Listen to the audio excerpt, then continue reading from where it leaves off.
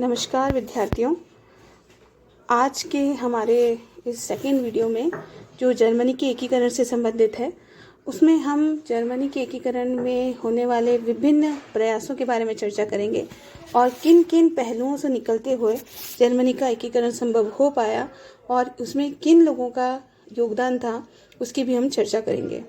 हमारे पहले वाले वीडियो में हमने पढ़ा था कि जर्मनी के एकीकरण की मंद गति के कुछ बाधक तत्व जो थे वो थी, एक तो जर्मन शिथिलता, प्रतिक्रियावादी ऑस्ट्रिया, राजनीतिक दलों में एकता का अभाव और साथ ही साथ कुछ राजनीतिक व्यवस्थाओं में के मामले में भी जर्मनी क्योंकि पिछड़ा हुआ था, तो ये सारे कारण थे जो एक बाधक तत्व के रूप में जर्मनी के एकीकरण में रोड़ा अटका रहे थे। लेकिन जब हम सहायक तत्वों की बात करते हैं तो उसमें बौद्धिक तथा वैचारिक आंदोलन जो उस समय जर्मनी में शुरू हुआ था, जॉलवेरन की स्थापना, उस समय जो औद्योगिक विकास जर्मनी में हुआ, वो भी एक बहुत बड़ा कारण था जो सहायक तत्व के रूप में हमारे को दिखाई देता है। और 1848 की क्रांति और फ्रैंकफर्ट संसद जो हमने पहले जिसके बारे में चर्चा की थी, ये सब वो कारण हैं जिन्होंने कहीं ना कहीं एक प्रेरणा के रूप में, एक सहायक तत्व के रूप में जर्मनी के एकीकरण में सहयोग दिया था। एक और सबसे बड़ा योगदान, या ये कहना चाहिए सबसे बड़ा जो सहायक तत्व था, वो है बिस्मार्क का जर्मनी के प्रधानमंत्री के रूप में नियुक्त होना, जो 1862 में नियुक्त हुआ था और जिसको उस समय के जो राजा थे विलियम, उन्होंने उसको बुलाया था और वहाँ पर उन्होंने उनको नियुक्त किया था। तो ये जो बहुत बड़ा बदलाव आया जर्मनी के प्रशासनिक व्यवस्था में, वही एक बहुत बड़ा कारण है जिससे जर्मनी का एकीकरण हो पाया। जब हम बिस्मार्क की बात करते हैं तो हम ये जानते हैं कि बिस्मार्क जो है, जब वो प्रधानमंत्री बना था तो उसके सामने दो प्रमुख समस्याएं थी, उदारवादियों से निपटना और जर्मनी के शक्तिहीन राष्ट्रीय संघर्ष को बलपूर्वक अपनी परिणति पर पहुंचाना। जब वो चांसलर बन गए तो चांसलर पद पर आने के बाद उनका पहला काम था सम्राट के सैनिक सुधारों को लागू करना। जब उन्हें निम्न सदन से स्वीकृति नहीं मिल सकी तो केवल उच्च सदन की स्वीकृति द्वारा ही सेना के सुधारों के लिए आवश्यक धन जुटा लेना उन्होंने प्रारंभ किया। इस प्रकार बिस्मार्क का यह कदम चाहे असंवैधानिक था, किंतु राज्य हित वो सर्वोपरि मानकर उन्होंने ऐसा किया। संसद में उदारवादियों से निपटने के बाद अगला जो बिस्मार्क का लक्ष्य था वो था जर्मनी का एकीकरण के कार्य रूप को असली जामा पहनाना। फ्रैंकफर्ट संसद के अनुभव से उन्हें ये मालूम था कि उदारवाद, जिसमें एकमत का सर्वथा अभाव था, जर्मन एकीकरण का रास्ता नहीं हो सकता। इसलिए राजतंत्र के केंद्र बिंदु पर ही बिस्मार्क ने जर्मन एकीकरण का लक्ष्य पाने का प्रयत्न किया। उनकी रक्त और तलवार की नीति के पीछे प्रशा की सामरिकता की नीति की परंपरा का प्रभाव भी रहा, क्योंकि फ्रेडरिक महान के समय से प्रशा की समृद्धि का जो दौर प्रारंभ हुआ था, उसका आधार प्रशा की सामरिक श्रेष्ठता ही थी। बिस्मार्क की दीर्घ दृष्टि योजना एक बहुत बड़ा कारण था जिसकी वजह से जर्मनी का एकीकरण शुरू हो पाया। रक्त और तलवार, ब्लड एंड आयरन की नीति द्वारा बिस्मार्क ने अपने उद्देश्यों को प्राप्त करने का संकल्प तो संसद में घोषित कर ही दिया था, लेकिन इस नीति की सफलता के लिए सफल कूटनीति भी आवश्यक थी। इस संबंध में बिस्मार्क ने दो निर्णय लिए। पहला, 1863 में बिस्मार्क द्वारा पोलिश क्रांतिकारियों की मदद नहीं करना। इससे रूस की बिस्मार्क से प्रगाढ़ मैत्री स्थापित हो गई। बिस्मार्क भी जानता था कि जर्मनी के प्रश्न पर ऑस्ट्रिया से युद्ध अवश्यंभावी था, उसके लिए रूस की मित्रता बहुत उपयोगी थी। दूसरा, जर्मनी में ऑस्ट्रिया की सर्वोच्चता को अस्वीकार करना।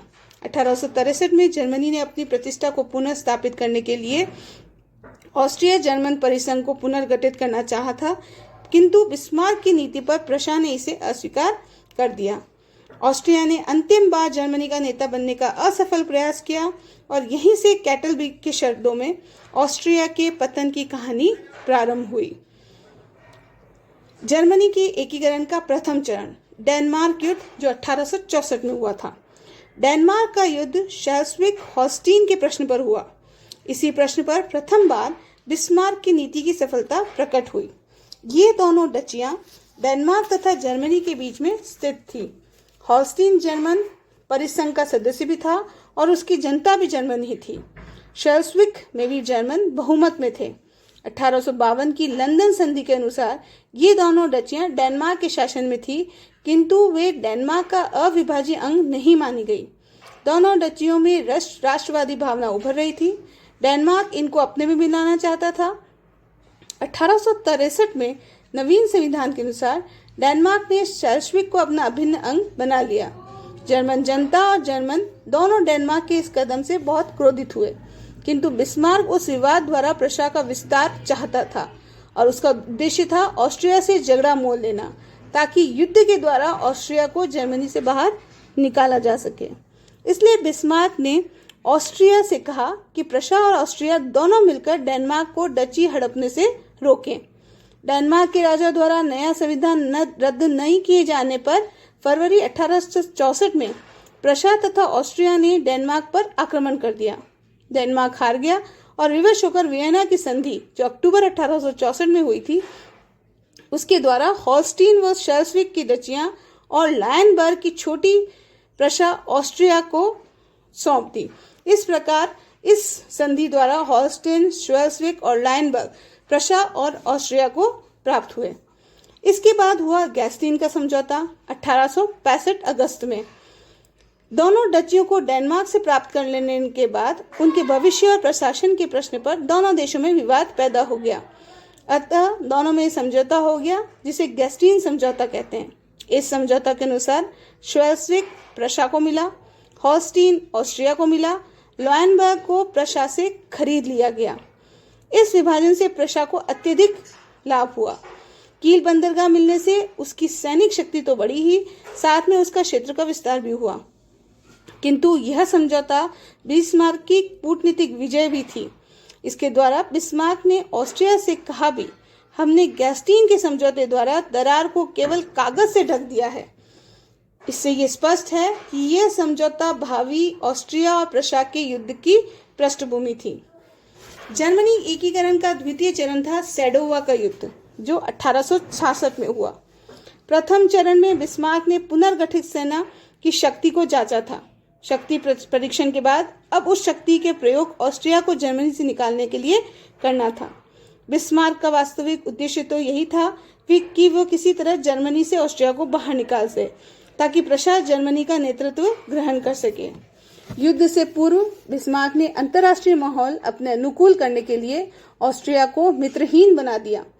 1863 में पोलैंड के विद्रोह के प्रति बिस्मार्क की जो नीति थी, उससे रूस तो उसका मित्र बन ही चुका था। 1865 में नेपोलियन तृतीय के बाद बियारिट्ज से भेंट करके बिस्मार्क ने उसे भावी ऑस्ट्रिया प्रशा युद्ध में तटस्थ रहने के लिए राजी कर दिया। इटली को वेनेशिया दिलवाने के आश्वासन देकर बिस्मार्क ने उससे संधि की कि यदि 3 माह के भीतर ऑस्ट्रिया व प्रशा के बीच में युद्ध होता है तो इटली ऑस्ट्रिया के विरुद्ध युद्ध की घोषणा कर देगा। इनके अलावा प्रशा की मुक्त व्यापार नीति के कारण इंग्लैंड का जनमत भी प्रशा के पक्ष में ही था। आपको ये विदित होगा कि इटली भी ऑस्ट्रिया से परेशान था और इटली के एकीकरण में ऑस्ट्रिया वहां पर भी एक रोड़ा के रूप में मौजूद था। इस प्रकार कूटनीतिक तैयारी के बाद बिस्मार्क ने युद्ध आरंभ करने का बहाना ढूंढा।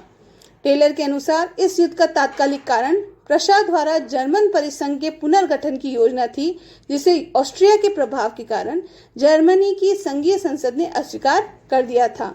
इसके बाद संघीय संसद ने ऑस्ट्रिया के प्रभाव से निर्णय दिया कि डेनमार्क के लिए 3 प्रदेश ऑगस्टनबर्ग के ड्यूक को दिए जाएं।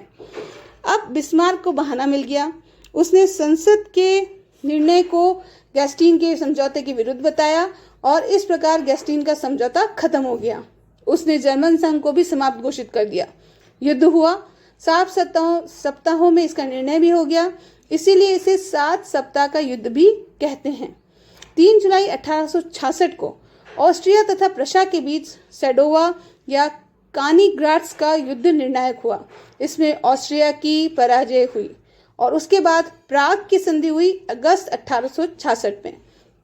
इसके अनुसार ऑस्ट्रिया ने जर्मन परिसंघ का विघटन स्वीकार कर लिया। ऑस्ट्रिया ने मान लिया कि प्रशा के नेतृत्व में उत्तरी जर्मन राज्य अपना संघ बना लें। दक्षिण जर्मन राज्य को स्वतंत्र छोड़ दिया गया। शेल्स्विक व हॉलस्टीन प्रशा को मिल गए। वेनेशिया इटली को दे दिया गया और ऑस्ट्रिया 39 लाख पाउंड का युद्ध हर जाना प्रशा को देने वाला था। अब प्रशा का राज्य राइन से बाल्टिक तक पहुंच गया। इस युद्ध से इटली का एकीकरण भी लगभग पूरा हो गया था।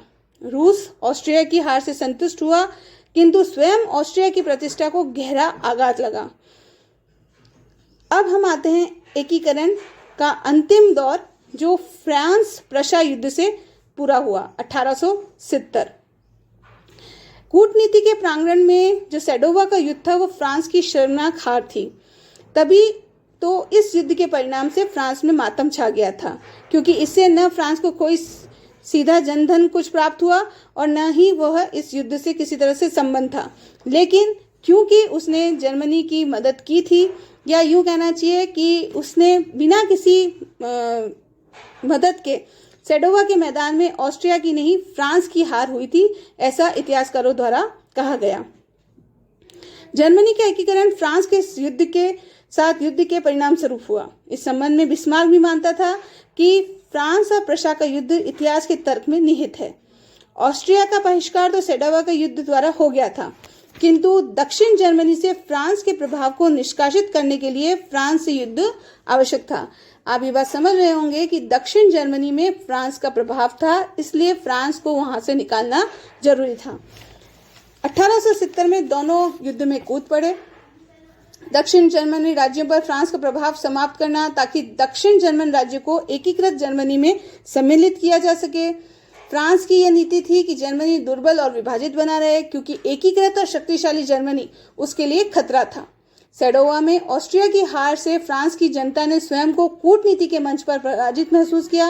अब जनता में सेडोवा की पराजय का बदला लेने की मांग उठने लगी थी। नेपोलियन तृतीय हॉलैंड से लग्जमबर्ग खरीद लेना चाहता था, किंतु बिस्मार्क ने इस योजना को फेल कर दिया, तो दोनों देशों में बहुत तनाव बढ़ गया था। नेपोलियन विदेश नीति के मामले में लगातार असफल हो रहा था और वह अपनी जनता में लोकप्रिय भी नहीं रहा।